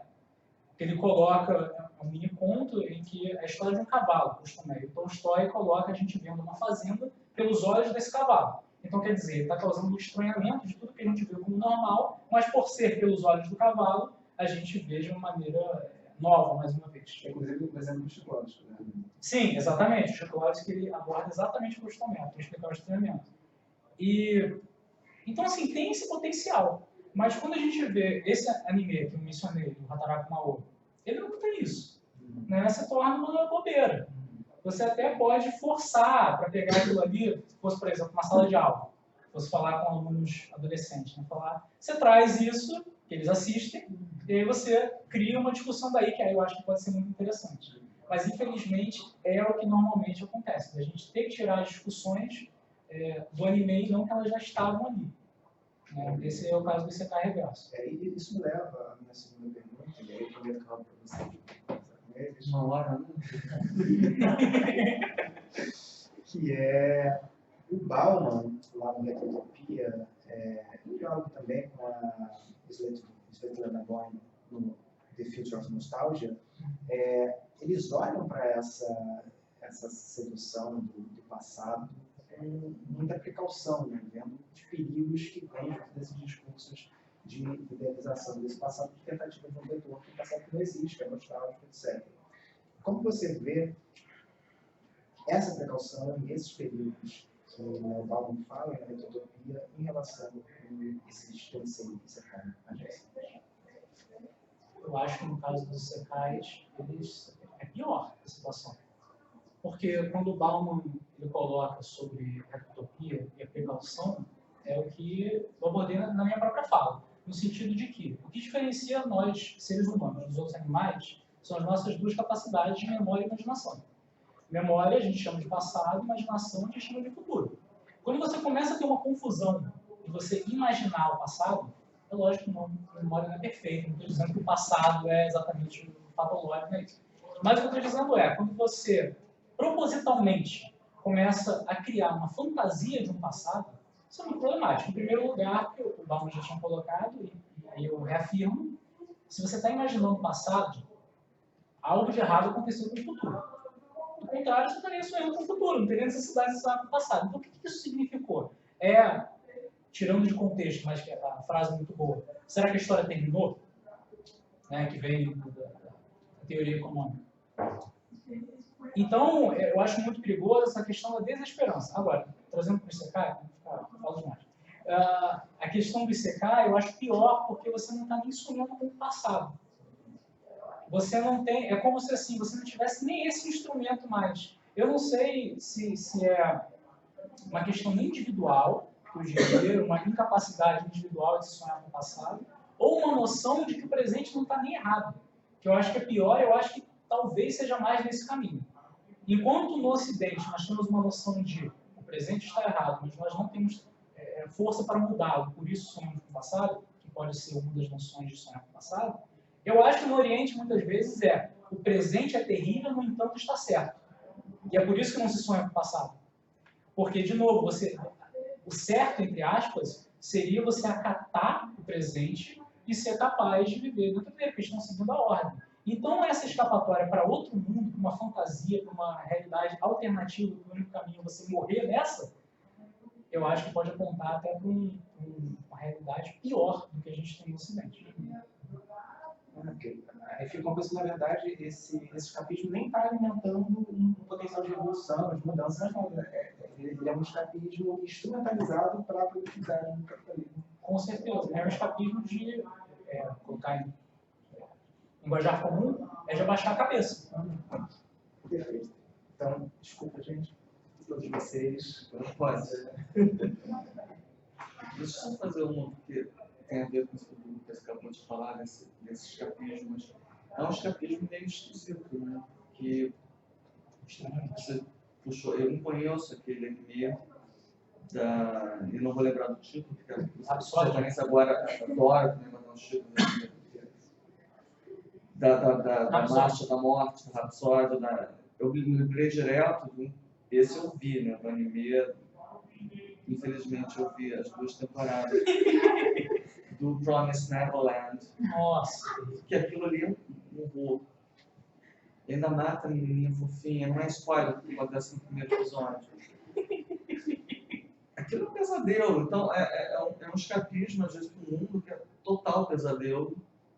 Né? Isso é uma coisa que eu não sei se poderia comentar, mas um pouquinho que eu acho curioso. Eu acho que uma das coisas que me atraem, gente, não sou fã que nem o Lucas, assim, no sentido de ter o conhecimento que o Lucas tem, mas e muitas outras pessoas aqui que já deu para perceber, de anime e de mangá, mas eu acho que uma das coisas que me atraem são pequenos choques culturais que sempre tem. Mesmo que a narrativa seja muito tradicional, para a gente é esquisitíssimo. Justamente uma coisa que eu acho que me choca muito é isso, qual é o público, afinal? Não, a rigor para ser adolescente, eu acho muito legal o que você falou, é uma história horrorosa, mesma coisa que Promised Neverland, é um horror. E desenho é uma coisa mais fofinha. E assim, com vários, né?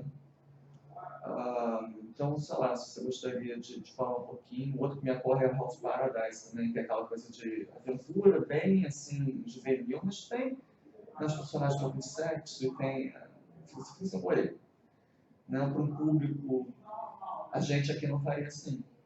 Né? O próprio Rogério, né, que começa assim, robô gigante dele. Mas é muito doido, então eu não sei se é uma coisa de choque cultural, mas eu acho que isso é uma coisa interessante. Eu não sei se eu cheguei a fazer uma pergunta, mas enfim, nessa estranha fuga para uma realidade que realmente é um inferno, no caso do Promised Neverland, literalmente, e essa flutuação do gênero.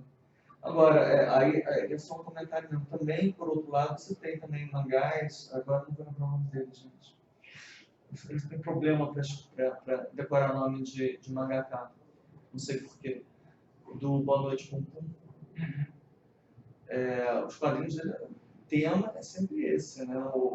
Jovens, completamente sem perspectiva, flutuando, incapazes de tomar uma decisão. E que me parece pegar muito também, conversar sim com a realidade do Japão. Então, eu acho que em alguns, aqui tem de tudo, né? É um mundo vastíssimo, mas eu acho que você consegue achar também, inclusive, mangás muito populares que sim falam do Japão que está estagnado economicamente, do Japão que é muito rígido, do Japão que não consegue mais absorver esses jovens, que de repente acho que nem vale a pena mais estudar, no Japão que é estudante, no último, outra, com um título gigantesco, que é o bizarro, que é o Demons, já esqueci alguma coisa. É isso. E as meninas que estão na hora de fazer vestibular e... ninguém passa no vestibular. Então também, eu acho que também tem isso. E é interessante também tem a ficção científica, descobridor em cima de Tóquio, só que não faz nenhuma diferença, porque a mediocridade é tanta que dos próprios invasores, inclusive. Enfim, só não sei se você esqueceu a pergunta. Eu entendi a pergunta por isso. O problema de eu dissertar sobre, a gente vai ficar aqui até na noite. Não, você não vai dissertar, assim, ó, breve. Para quem está ouvindo a gravação, todo mundo é orientando o meu aqui. Brevemente, já puxando para os colegas aqui também, estou falando mais brevemente, eu acho que assim, o Japão, ele tem uma... Além do que o André elencou, porque realmente a gente fala de anime, parece que a gente está falando, sei lá, um negócio específico. Né? Para quem está desacostumado, parece que a gente tem uma galeria aí de 20 a 30 obras que a gente vai conversar aqui. Não é isso. É 20 a 30 obras a cada 3 meses, que viram animação. A gente não está falando nem dos mangás. Então, eu acho que, além disso, tem uma questão muito importante da gente fazer uma brincadeira aí com o Isekai. O Japão é, entre aspas, um Isekai para nós. Aqui é outra realidade, uma outra sociedade, e a gente não pode cair cair na tentação de avaliar como se não fosse. É necessário uma visão antropológica e sociológica para a gente fazer uma análise séria do Japão. Por quê? Todas essas bizarrices, é muito fácil a gente simplesmente denunciar as fetichizações malucas, é muito fácil a gente fazer isso. Eu acho que, inclusive, em certo ponto, a gente tem que fazer. Mas tem um contexto por trás dali. Por exemplo, eu estava falando sobre o rapaz querendo voltar para o Japão, que ele não se sente no primeiro livro, esqueci o nome. Eu me lembrei muito do contexto sociopolítico japonês hoje em dia, das pessoas que são filhas de japoneses, mas que são mestiços e que vivem no Japão e que o Japão não aceita como japonês. Eles são vistos como gaijin, que são os estrangeiros, ou, quando muito, são vistos como linhagem japonesa, mas não japoneses. Eles têm o próprio território de Okinawa, que é Japão, mas eles não falam que é Japão, eles falam, não, pessoal de Okinawa. Então, temos muitas questões. Tem uma série, para a gente falar só uma delas, eu vou poder passar, que eu acho que é a mais bizarra de todas. O André colocou aí a questão do horror. Eu acho que alguns pontos, ela até, entre aspas, funciona como Made in Abyss, que é um anime inspirado por Lovecraft, que você tem meninas fofinhas que entram num abismo Lovecraftiano e sofrem lá dentro. Mas isso é feito de propósito para ser o horror Lovecraftiano, para gerar um choque. E é por isso que tem infantilização dos personagens. Em outros casos não é isso. Simplesmente parece que é porque o vender ou porque o mercador. Agora, eu acho que uma das questões se a gente tem que elencar só uma, questão da sexualidade japonesa e dessa dificuldade masculina japonesa de se relacionar com o sexo oposto. A gente tem na maioria desses animes juvenis quando não explícito, implícito harém masculino. Uma série de garotos, hoje em dia está melhorando muito entre aspas, porque está ficando mais subdividido. Então você tem um anime que eles chamam de eti, que é o de erotização feminina que serve a esse propósito. E aí nos outros eles tentam se afastar um pouco. Estão melhorando, mas muito difícil. Agora a questão que eu queria levantar é por que é assim? Por que o jovem japonês masculino ele tem essa dificuldade ou falta de interesse de se relacionar com o sexo oposto? Por que a gente tem dentro do Japão o expoente que está vindo para o mundo de VTubers, por exemplo? De criações holográficas de meninas que nem aparecem no computador, que a live delas é uma criação virtual, e que as pessoas se relacionam com essas meninas todo dia como se fossem suas amigas e, potencialmente, dentro da loucura, supostas namoradas. Por que eu digo isso? Porque é extremamente mal visto que elas tenham algum tipo de relacionamento de verdade com outra pessoa, apesar de serem criações. Na verdade, quem está interpretando elas são atrizes, mas mesmo assim essa loucura. Mesma coisa acontece com as idols. E isso está vindo, por isso que eu acho muito importante, e a gente ter cuidado na hora de julgar o Japão, simplesmente julgar, porque isso está tomando também o Ocidente. E está tomando o Brasil.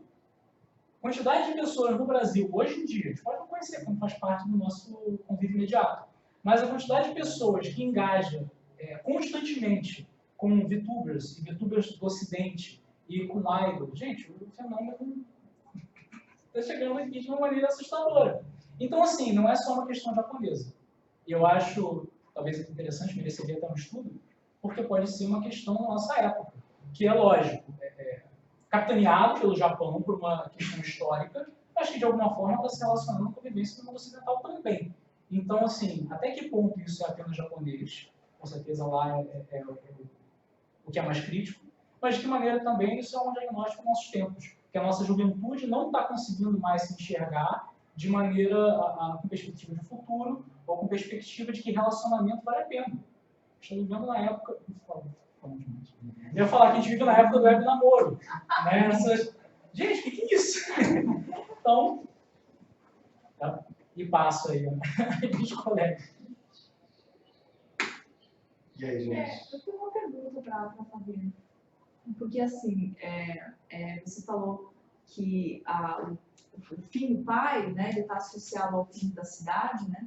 E aí eu queria saber, porque isso é uma coisa também que é explorada naquele livro que a gente estava lendo do Character Dystopia, né? Que o personagem distópico e setting distópico, na verdade, eles se mergem muito mais do que a gente consideraria assim, nas distopias tradicionais. Eu queria saber se tem mais características do protagonista e da cidade que se interlaçam, assim, se eles meio que são espelhamentos do outro, sabe? Sim, eu acho que, em primeiro lugar, essa questão, por isso que quando eu achei essa obra, eu achei que realmente conversava bem com a distopia, nessa questão de ser realmente uma cidade em ruínas e essa questão de ser frágil, essa relação do pai, dele com a própria família, com a mãe também. A mãe mora com ele, mas essa mãe, a relação dele é muito problemática. Então, se a gente for parar para pensar nessa questão identitária, não só a relação dele com a própria família é quebrada, mas essa sociedade também é quebrada. E tem uma questão também que eu cheguei a mencionar no final, a relação também com a língua, porque a língua também tem essa divisão. Eu acho que seria também um elemento interessante, porque algumas palavras em japonês também são inseridas. Ele escreve em francês, mas ele traz esse vocabulário em japonês. Então, a gente pode ver que até a língua, a estrutura do texto também recebe essa quebra, Então, pode ser um elemento também chave, a questão das próprias memórias, porque no sentido de retornar muito a esse Japão no passado, isso também talvez converse um pouco com o que o Lucas estava falando, da questão de reimaginar esse passado, porque isso, quando a gente imagina que passa pelas memórias, ele mesmo diz que sai do Japão, mas ele não sai de uma maneira positiva com a mãe. Estava passando por problemas e a família em si, na sociedade, eles saem correndo, a mãe leva ele. Mas assim que ele sai, ele começa a reimaginar aquele passado, passa pelo filtro da memória e para ele já é algo bom. Ele se sente melhor imaginando e dando aquele sentido. Então, acho que na estrutura do texto, ser quebrado pela questão da memória também pode ser interessante, não é uma narração contínua. Então, esse personagem está sempre passando por esse desequilíbrio em relação à própria identidade, a como ele se sente.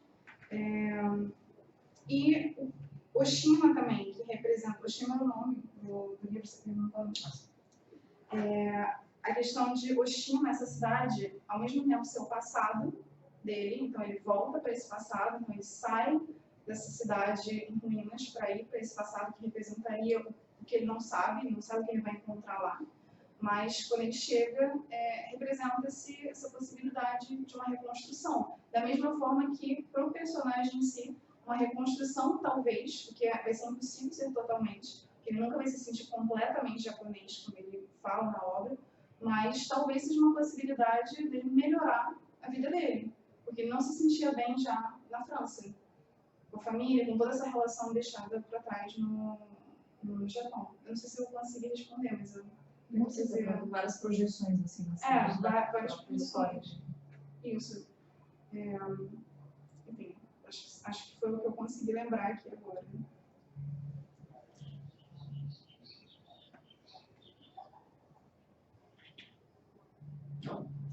Deixa eu fazer uma pergunta, então. Eu já tinha, mas você acabou respondendo um pouco, porque você falou muito a questão que é muito interna, né, da emoção, do sentimento. E me chamou muita atenção isso, porque na pesquisa eu bato com o sentimento o tempo todo. Você dá duas partes tem essa questão do sentimento. Você acabou falando um pouco da questão da memória, das relações familiares, né? Eu tratava um pouco, mas acho que você acabou falando, e a Fabrício vai falar mais, sobre essa questão desse sentimento. Como é que aparece a questão do sentimento na narrativa? A questão do sentimento? Você falou um pouco já dessa questão de um filtro do passado, muito guiado por um afeto que ele tinha, né? Que mostra, e falou das relações familiares também, então eu queria saber essa questão das relações, como é que fica na obra. Sim. As relações familiares, o livro começa assim, porque na verdade ele, como eu já disse também, ele não passa por essa descrição esperada, digamos, em uma narrativa, a maioria, pelo menos, das narrativas distópicas, de mostrar esses detalhes do mundo, pelo menos fazer você entrar na obra. Essa estrutura me pareceu um pouco diferenciada nesse início por causa disso, é muito baseada nas memórias. Então, quando ele fala, por exemplo, do pai, passa por essa memória afetiva, como ele via as experiências do pai. Então, tudo que veio do Japão, por exemplo, e essa família dele, essa relação familiar, vai ser passado pela memória, pelo afeto. E isso também vai construir a obra, acho que é interessante, até o final da obra, ele meio que consegue dar um sentido à relação que ele tinha antes com o pai. O que ele não vai conseguir vendo, porque o que ele queria realmente era encontrar o pai em vida. Quando ele recebe essa mensagem do pai, ele não sabe de quando também pela dificuldade em receber mensagens também, ele não sabe, não está datado, então ele não sabe se o pai já morreu ou algo assim, mas então o objetivo dele é chegar e encontrar o pai. Mas enquanto ele não chega, ele vai reconstruindo essa relação que ele tinha com o pai, dando um sentido a ela, e é através disso que, principalmente, que a parte dos afetos e da memória aparecem na obra. Elas vão guiar essa relação que ele tem. E você tinha mais uma curiosidade do que uma pergunta. Porque você falou que algumas dessas obras têm um retorno. Você também comentou no começo, tipo, normalmente a distopia literária não tem um final muito otimista. Mas nessas obras que tem um retorno, você sente que tem alguma mudança ou é um retorno para mais do mesmo, um retorno também desesperançoso? E a curiosidade parte 2, com essa discussão que o André e o Pedro começaram, tem esse tipo de obras que a pessoa que vai para o mundo é uma daquelas pessoas que não convive em sociedade, porque tem esse problema também, né? Pessoas que ficam completamente isoladas. Quase que exclusivamente são as pessoas que não convivem em sociedade. É porque, veja, assim, eu tenho uma pergunta para você também, depois só para não esquecer. Mas, desculpa, primeiro. Se eles voltam, como é que é? Tá. Bom, a primeira é mais fácil, eu acho. Eu acho que quando eles voltam, eu acho que nem se classifica muito como uma saída da distopia. Porque eu acho que, em sentido formal, o que significa eles poderem retornar ao mundo é que esse mundo tem futuro. E, na verdade, o que aconteceu foi muito menos um escapismo e muito mais uma aventura. No sentido clássico de que ele saiu do mundo comum, foi para lá, aprendeu alguma coisa e retornou. E aí se torna... Tem vezes que, é engraçado, tem um caso específico, vou dar spoiler de todas as obras. Tem um caso específico que eu gosto, chama-se Gate, que é maravilhoso com um título pequeno. Você abre um portal no meio de Tóquio e é um portal para outro mundo. E aí pessoas de outro mundo vêm, é um mundo medieval, muito pouco fantástico, muito mais medieval do que fantástico. E aí você tem essa troca entre as pessoas do Japão e o pessoal de lá. Então, nesse caso, não é nem só uma pessoa que vai, é uma sociedade inteira, esse choque entre sociedades. E, no fim das contas, tem que haver uma escolha. Se o protagonista que a gente acompanha, ele vai ficar naquele mundo ou ele vai voltar para o mundo dele, porque esse portão eventualmente vai se fechar. E aí, com todas as companheiras que ele fez, enfim, todas as coisas que ele viveu, não está mais em jogo se ele vai voltar ou não, se é um escapismo ou não. Porque houve uma troca entre esses mundos. Foi muito mais uma questão de contato antropológico ali. Então, eu acho que muitas obras, a gente nem precisa chegar nesse ponto se foi um escapismo ou não, porque ela mostra que não, claramente não foi. Ali, o que aconteceu foi uma aventura, e nesse caso, por isso que eu trouxe, é muito interessante, porque você tem pessoas daquele mundo que voltam para o nosso, você tem pessoas do nosso que decidem ficar lá, e você vê, que no fim das contas é a mensagem da obra, a meu ver, que várias culturas são válidas, e que às vezes o seu lugar no mundo pode estar em outro lugar do mundo, mas um mundo que existe. Né? Então, eu acho que, com certeza, tem de tudo. E a segunda pergunta Não, é porque tem esse grupo de pessoas, que eu não vou lembrar o nome, que são pessoas que realmente não convivem com a sociedade, isoladas no quarto, nem tem contato com a família direito. E sim, tem obras desse tipo que estão focadas nessas pessoas. Tem, e eu acho que principalmente vai ser do nosso interesse mútuo, no sentido infanto-juvenil, que muitas dessas obras eu acho que fazem um papel bom, porque, independente da pessoa voltar ou não, aquilo está servindo, ao meu ver, num sentido metanarrativo de encarar traumas através da fantasia. Você tem essa pessoa que claramente é o jovenzinho japonês que está assistindo, que é o cara que tem dificuldade de se relacionar, que tem problemas com os pais, a vida dele é perfeita, entre aspas. Porque os pais estão lá para ele, a família é bem estruturada, mas ele não consegue, porque tem essa desilusão, é o que o André colocou, essa flutuação da juventude. E aí, através da fantasia, a gente não viu o final dessas obras, a gente não sabe se ele volta ou não, mas eu já não consigo classificar como escapismo, meramente. Porque eu mesmo, sou mais um adolescente há algum tempo, mas eu mesmo assistindo, eu começo a chorar vendo. Porque o que está sendo trabalhado naquela fantasia é muito parecido com o que o Jacobs coloca de estranhamento. Você está vendo ali, através daquela pessoa e ativando todo o patos da situação, passando por traumas que são muito caros à adolescência de lá e à adolescência daqui. Então aquele jovem está crescendo. Se ele está crescendo, fica muito difícil a gente falar que esse é um escapismo. Ele pode ter até um poder que diferencia ele, pode ter questões mercadológicas de areia e de outras coisas, mas se está havendo um crescimento do personagem e se está, que eu acho que é o mais importante, se está afetando o leitor, o público-alvo de uma maneira positiva, eu já não consigo mais classificar como escapismo. Eu acho que funciona bem legal. Agora, no caso que o Pedro trouxe, do Jobless in Reincarnation, o Mushoku Tensei, aí para mim é problemático ao extremo. Porque aí não dá, a gente vai ficar aqui muito tempo para isso, não tem que ir no próximo evento, que talvez apareça. Mas queria fazer a pergunta Você comentou sobre individualidade e coletividade dentro da distopia infanto-juvenil.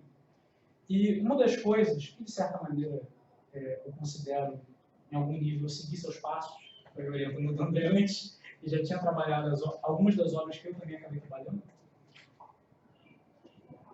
Eu percebi na minha análise, quando eu peguei Jogos Vorazes, Divergente, Maze Runner, que muitas delas, essa questão de individualidade e coletividade, que com certeza é uma questão de distopia, eu percebi uma certa dificuldade de conseguir diferenciar o que não é simplesmente um indivíduo, enquanto adolescente, que naturalmente é rebelde contra a coletividade e depois passa por um processo de reintegração à coletividade como meramente uma passagem da vida adolescente para a vida adulta. E aí, queria saber, primeiro, se você notou que existem esses dois e seus pensamentos sobre isso, de que forma eles se relacionam, se é uma coisa só, e a gente consegue ver da distopia separada dessa que seria natural. O que você pensa? Eu acho que tem, mas tem uma pesquisadora que fala que uma visão possível, uma leitura possível que se pode fazer de distopias juvenis é justamente entendê-las como uma metáfora da adolescência. E quando você fala da literatura juvenil no geral, tem muito disso, de mesmo as que são normais, no dia a dia, do sujeito aprender a lidar com as instituições sociais, o que ele vai ter que dar da vida adulta. Então, você tem esse percurso meio como se fosse um preparo para você chegar na vida adulta sabendo negociar com essas instituições. Muitas vezes a literatura juvenil vai ser até bastante conservadora, porque ela tende sim para uma reconciliação, porque tem várias questões, né? Porque também como é que você vai virar para o adolescente? É uma obra que tem que ser esperançosa, mas é assim, não é uma droga mesmo, tá tudo errado mesmo, vai todo mundo ficar ruim, não dá, né? Fica meio chato. Mas também elas acabam tendo esse conservadorismo, acabam, às vezes, não intencionalmente, parece, pelo menos, reforçando alguns ideais e algumas questões de sociedade, né, que poderiam ser revistas, mas elas têm também uma questão do meio termo, que é nem o que a sociedade está tentando te impor e nem 100% do que você quer. Você acha um espaço que você integra esse sujeito, mas ele ainda consegue ter uma individualidade, ele consegue ter os seus desejos e as suas vontades que ele vai expressar. Eu acho que com a distopia, acaba quebrando um pouco esse padrão, porque tem isso, né, no final, mais ou menos, que no final da distopia juvenil, porque é uma discussão longa, não vou ficar aqui o dia inteiro, mas se você analisar os finais da distopia juvenil, pelo menos as que eu trabalhei mais diretamente, você fica uma coisa meio ambígua, às vezes é que ele está inserido, mas não está. Está inserido, mas está isolado. Está inserido, mas foi ver no mato. Está inserido, mas foi para a guerra. Então, você tem essa coisa meio incerta, que eu acho que talvez seja em parte porque a distopia, você não pode chegar na distopia, a distopia juvenis, acho que eu conheço todas, você não tem isso de acabar no final meio 1964, tudo horrível, sem esperança. Não, elas têm uma resolução.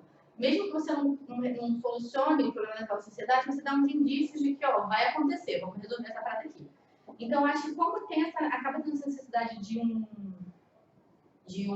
eu perdi. Como acaba indo para essa questão de solucionar um problema da sociedade, acaba fugindo um pouco dessa integração, sabe? Você tem que ter a mudança. Então, você tem que ter a mudança no final para independente de alguns problemas no final, você vai ter essa mudança. Então, acaba não sendo, você acaba construindo uma coisa nova. Não é só isso de, passou a fase de rebeldia e se integrou.